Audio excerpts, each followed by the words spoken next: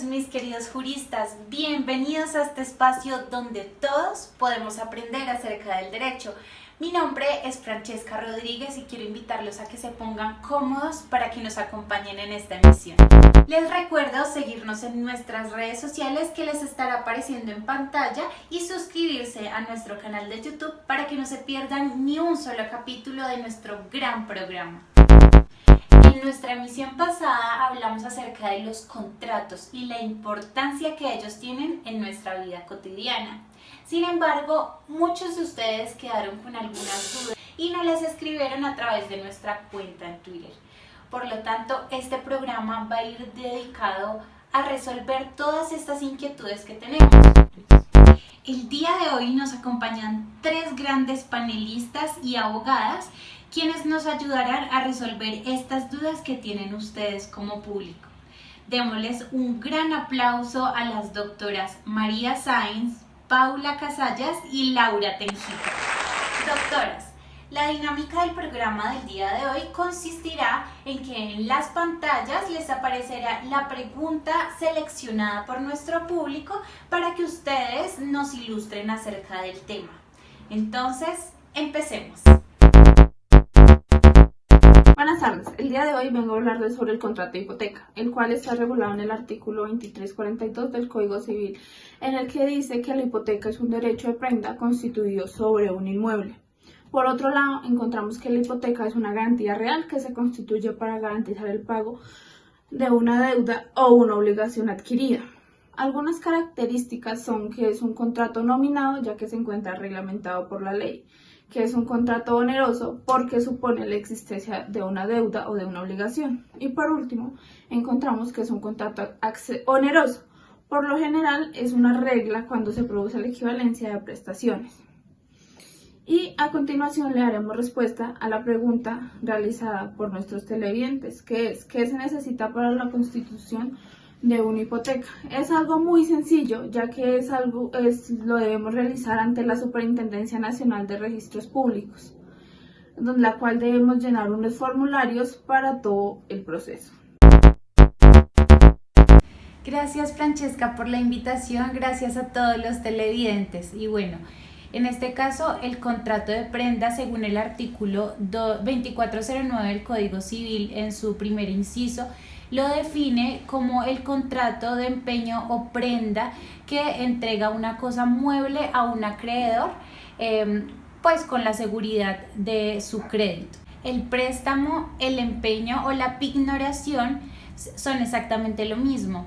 Esta es una figura jurídica que se usa como garantía para un crédito utilizando en este caso un bien mueble del deudor.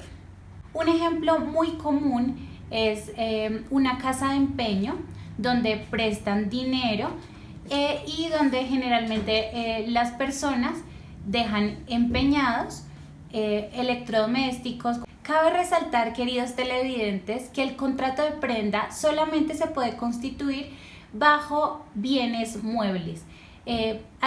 Este contrato se hace imposible constituir sobre inmuebles como bienes raíces. Se utiliza la hipoteca. En este tipo de contrato existen dos partes: la prenda, que es el mueble entregado, y el acreedor prebendario, que es el acreedor. La prenda no implica la transferencia del dominio, por lo tanto el mueble empeñado sigue siendo propiedad del deudor, pues el acreedor solamente la recibe en su custodia. El contrato de prenda no requiere una solemnidad para su perfeccionamiento, según el artículo 2411 del Código Civil. Dice que para ello solo se requiere la entrega de la prenda al acreedor, es decir, la cosa o el mueble, como lo llama el Código Civil, que en este caso podría ser un televisor, una nevera o cualquier otro bien mueble. La prenda no requiere de escritura pública, digamos que en este caso es suficiente con el documento privado firmado entre las partes. Entre las características de este contrato encontramos que es accesorio, es decir, que depende de la realización de un contrato principal para existir. Y pondríamos el ejemplo en este caso de cuando se celebra un préstamo, en el cual para respaldar el cumplimiento se constituye la prenda sobre un carro. En segundo lugar, encontramos que este tipo de contrato se perfecciona con la entrega de la cosa dada en prenda al acreedor, como ya lo decíamos, y este solo se confiere la mera tenencia. De aquí nace la responsabilidad del acreedor prendario de guardar y conservar la cosa dada en prenda según el artículo 2419 del Código Civil. En tercera medida, la prenda es un derecho real y por último decimos que una característica muy importante es que este tipo de contrato recae sobre los bienes muebles, como ya lo decíamos, y no sobre los bienes inmuebles. También es necesario resaltar que existe la prenda con tenencia, es decir, cuando el acreedor entrega la cosa al acreedor prendario, estamos ante una prenda de tenencia regulada por el Código Civil. Y también tenemos la prenda sin tenencia. Esta es cuando la cosa no es entregada al acreedor prendario, sino que el deudor conserva esa cosa o ese bien, y es regulada bajo el artículo 1207 del Código de Comercio y la Ley 1676 de 2013. Un ejemplo muy cotidiano es cuando compramos un vehículo financiado y el vehículo lo conservamos nosotros como deudores, pero está pignorado con el banco al que le pedimos el crédito. Y en este caso, dando respuesta a la pregunta que nos propone nuestro público, ¿qué sucede si el deudor no paga la deuda? En este caso, si el deudor no paga la deuda, el acreedor prendario puede pagarse con lo obtenido con la venta del mueble, según el artículo 2422 del Código Civil, debe hacerse bajo subasta. Sin embargo, en muchas ocasiones podemos ver que las casas de empeño no cumplen esta regla, sino que venden los artículos que están empeñados para poder pagarse esa deuda que dejó el deudor. Hola, buenas tardes, yo soy Diana Castillo. Actualmente quiero contarles que compré un apartamento. Actualmente me siento interesada en ponerlo en arriendo, pero quisiera saber cómo son las condiciones de arriendo y de fianza y saber si ustedes me pueden colaborar con estas dudas. Muchas gracias. Un contrato de fianza es un tipo de contrato de garantía. En este documento, una persona se compromete a cumplir con la obligación de otra. En él existen tres personas: el deudor, el acreedor y el fiador. En este contrato, en caso de que uno de los deudores no pueda hacerse cargo de la deuda, uno o más fiadores pueden hacerse cargo de esta. Entre los tipos de contratos de fianza tenemos judicial, administrativa, fideicomiso, crédito, entre otros.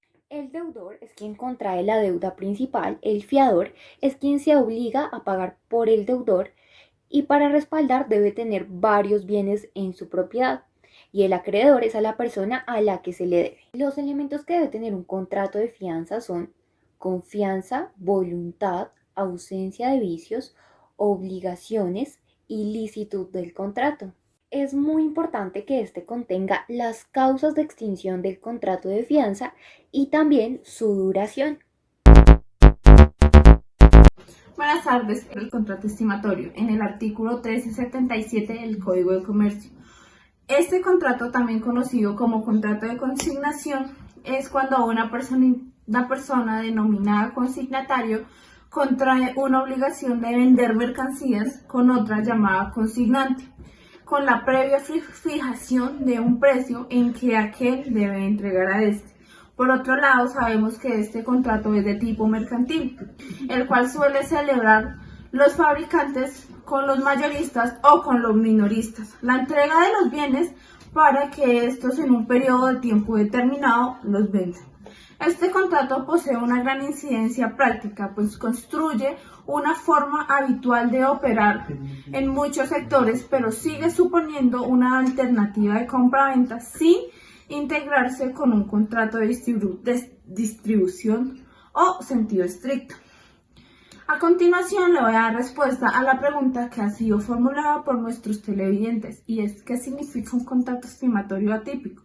Este contrato estimatorio atípico tiene algo previsto, algo afín con un contrato de compra-venta, pues que guarda con el mismo que un contrato de distribución un sentido estricto. Gracias, Martina, por tu pregunta. Y bueno, el contrato de fiducia mercantil está regulado bajo el Código de Comercio colombiano a partir del artículo 1226. Este es un contrato o un negocio jurídico con el que se constituye un patrimonio autónomo para que sea administrado por la fiducia en beneficio de un tercero asignado en la fiducia. Las partes que intervienen en este contrato: en primer lugar tenemos al fiduciante, quien entrega o transfiere cierta cantidad de bienes.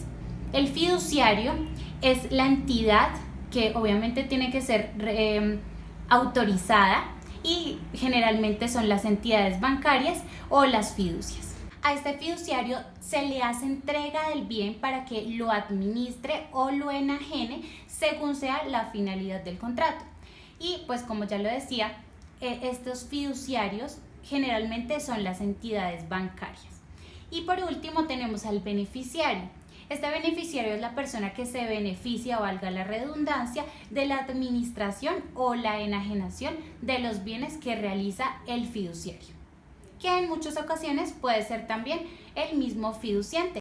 Y podríamos denotar aquí un ejemplo. Es el caso del padre que constituye una fiducia para financiar la universidad de su hijo en un futuro. De este modo que la fiducia administrará los bienes que han sido transferidos para que cuando el hijo, que es el beneficiario, ingrese a su universidad, lo venda o con su producto, con el dinero que da ese bien, pueda financiar sus estudios. Hablaremos entonces de los tipos de las fiducias.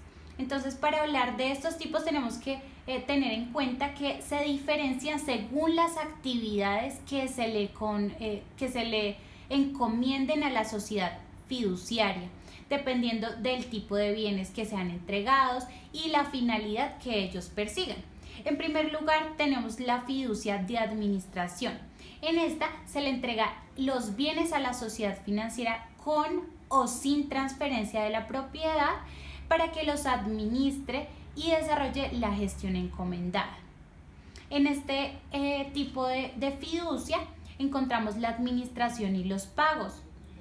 En este caso, la administración y los pagos son sumas de dinero que administra, o no puede ser solamente sumas de dinero, sino también bienes que se administran junto con sus rendimientos. El ejemplo claro es la sociedad fiducia. Con el dinero que tú aportaste, compra acciones en Ecopetrol, y con las utilidades que generan estas acciones pagan la deuda que tú tienes con alguna entidad financiera. En segundo lugar, hablaríamos de la administración de procesos de titulación. La administración de procesos de titulación tiene como objeto administrar valores emanados de la titularización de activos y bienes con el fin de obtener liquidez. Con este negocio se pretende crear mecanismos para respaldar la rentabilidad y el pago total de los títulos que se adquieren. En este caso podríamos hablar de un ejemplo claro en donde la sociedad fiduciaria emite los títulos con cargos de bienes, invierte para generar rentabilidad, para al vencerse estas utilidades, se utilicen los activos para pagar oportunamente el derecho incorporado a la titularización. En tercer lugar, hablaríamos de la administración de cartera. Esta tiene como finalidad principal la administración de carteras productivas e improductivas de entidades financieras y o del sector real. En la administración de procesos concursales, este negocio fiduciario se genera en virtud de la designación efectuada a una sociedad fiduciaria como agente liquidador o promotor de un proceso concursal y tiene como objetivo la administración de los recursos afectos a la finalidad. Entonces podríamos hablar aquí de cuando una empresa está en liquidación, las fiduciarias lo que hacen es hacerse cargo de esa liquidación y empezar a encargarse de la nómina de los empleados, de pagar las liquidaciones de los mismos, de vender todos los insumos, etc. Posterior a ello tenemos la fiducia de inversión. Este es otro tipo de fiducia y tiene como finalidad invertir los recursos entregados por el fideicomiente de acuerdo a las instituciones impartidas. La fiducia de garantía es el negocio por el cual el fideicomiente entrega uno o varios bienes a la sociedad fiduciaria para que sirvan de garantía en el cumplimiento de las obligaciones establecidas en el contrato y para que ejecute la garantía en caso de incumplimiento de los deudores garantizados. Otro tipo de fiducia es la inmobiliaria. Esta tiene como finalidad la administración de los recursos y los bienes relacionados con los proyectos inmobiliarios, como bien lo dice su nombre, o la administración de los recursos asociados al desarrollo y ejecución de dicho proyecto. De acuerdo con las instituciones señaladas en el contrato, ellos lo que hacen es administrar estos recursos. Y dentro de esta fiducia encontramos tres modalidades. La primera es la de fideicomisos inmobiliarios de administración y pagos. En esta, el fideicomiente transfiere el lote de terreno para que la sociedad fiduciaria administre el proyecto, efectúe pagos asociados al desarrollo de los recursos del fideicomiente y transfiere las unidades construidas a los beneficiarios con quienes el fideicomiente o fideicomiso hayan constituido promesas de compra-venta. Hola, buenas tardes, mi nombre es Juan, soy dueño de una tienda de víveres llamada La Previa, la cual se dedica al expendio de diferentes productos para el consumo del hogar. Estaría interesado en expandirme mediante domicilios a través de motocicletas, sin embargo me gustaría saber si hay alguna posibilidad de alquilarlas y pues con el tiempo saber si es viable o rentable comprarlas o adquirirlas. Gracias. Buenas tardes, claro que sí, para responder a las dudas de los televidentes. Juan, lo que te serviría y lo que podrías aplicar es un contrato de leasing. ¿Qué es un contrato de leasing? Es un contrato de carácter comercial mediante el cual se le entrega un bien a una persona para que la use con la opción de pagar una especie de canon de arrendamiento. Esto lo hará durante un tiempo determinado y cuando este tiempo determinado finalice, la persona va a tener la opción de comprarlo por el valor remanente. Para que lo puedas entender un poco más, el leasing es un contrato de arrendamiento con opción de compra, pero cada canon se cuenta como si fuera una cuota para adquirir el bien. En las características encontramos que es un contrato de carácter comercial que es utilizado por grandes empresas para obtener utilidad. También tenemos que es un contrato innominado, ya que en Colombia no se encuentra reglamentado por el Código de Comercio, que es el código que rige los contratos en Colombia. También tenemos que es un contrato de carácter consensual. Se necesita la voluntad de las dos partes o de las partes contratantes para llevar el perfeccionamiento de este contrato. Y una de las más importantes es que a pesar de no estar reglamentado por el Código de Comercio colombiano, es un contrato de carácter principal. ¿Esto qué quiere decir? Que no necesita de un contrato anterior para poder llevarse a cabo. Entre los tipos de leasing encontramos el financiero, el habitacional y el operativo. Contrato de anticrisis, el cual está regulado en el artículo 2458 del Código Civil. La anticrisis es un contrato por el cual el acreedor hace la entrega de la finca raíz para que ésta sea pagada con sus frutos. La anticrisis es una figura contractual mediante la cual el dueño de una propiedad permite que su acreedor goce de los frutos que esta propiedad posee hasta que la deuda sea cancelada. También sabemos que la anticrisis es un contrato civil, marco, como ya lo dije anteriormente, permite el pago de una deuda con las frutos que ésta genera. A continuación le vamos a dar respuesta a la pregunta que hicieron nuestros televidentes, que es ¿cuáles son las características del contrato de anticresis? Bueno, es un contrato real el cual hace o perfecciona la entrega de una cosa con la posibilidad de ejercer el derecho de la retención sobre un inmueble. Y por otro lado tenemos que es un contrato unilateral que solo nace las obligaciones para el acreedor, aunque posteriormente pueden nacer obligaciones para el cargo del constituyente, por lo cual se puede decir que es sinaligmático imperfecto. Bueno, muy buena pregunta la tuya. En este caso hablaríamos entonces de un contrato de franquicia. La franquicia es un tipo de contrato utilizado en el comercio mediante el cual una parte llamada franquiciador cede a la otra llamada franquiciado la licencia de una marca para su explotación comercial, así como los métodos, los procedimientos y la tecnología a cambio de pagos periódicos. En los tipos de franquicia encontramos varios tipos y pues los vamos a enumerar a continuación. El primero de ellos es la franquicia comercial y es aquella en la cual el franquiciador cede a sus franquiciados los elementos necesarios para permitir la venta de productos o la prestación de servicios al consumidor final. En este caso entonces podemos poner un claro ejemplo como lo es los almacenes Catronics. El segundo tipo de franquicia es la franquicia industrial.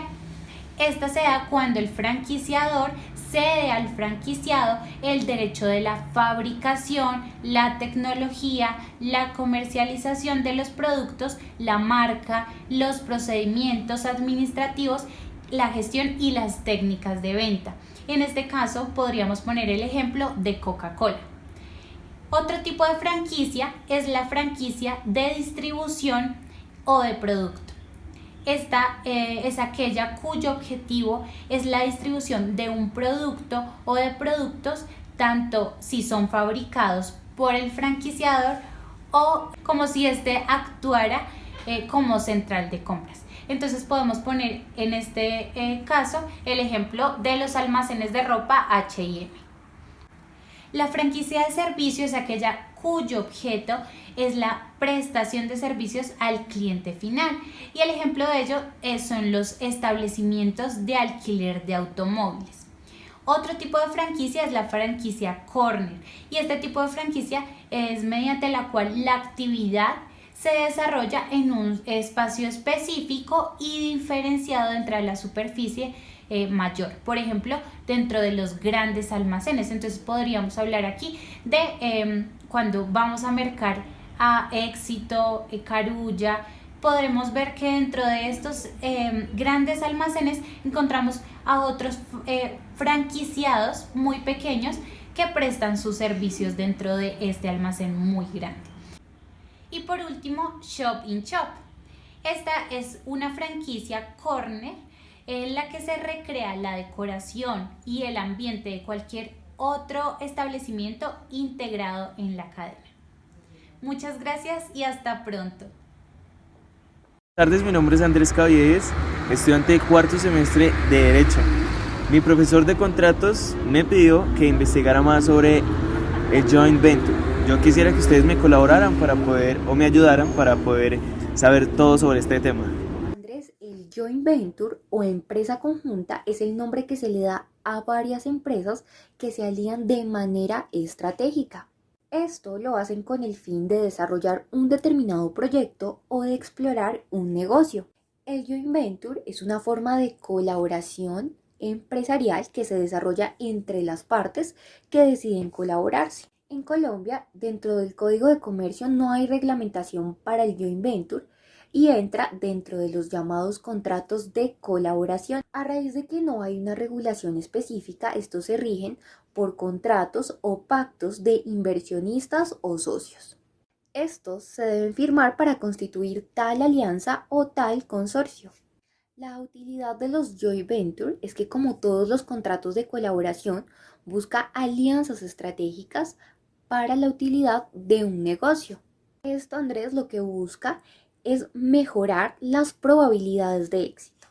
Muchas gracias, doctoras, por su valiosa compañía en el programa de hoy. Gracias a nuestra producción, gracias a nuestro público, gracias a ustedes que nos ven desde casa. Y les recuerdo seguirnos nuevamente en nuestras redes sociales para que no se pierdan ni un solo capítulo de nuestro gran programa. Recuerden que nos encontramos todos los jueves de 7 a 8 de la noche aquí, en el Dato del Jurista.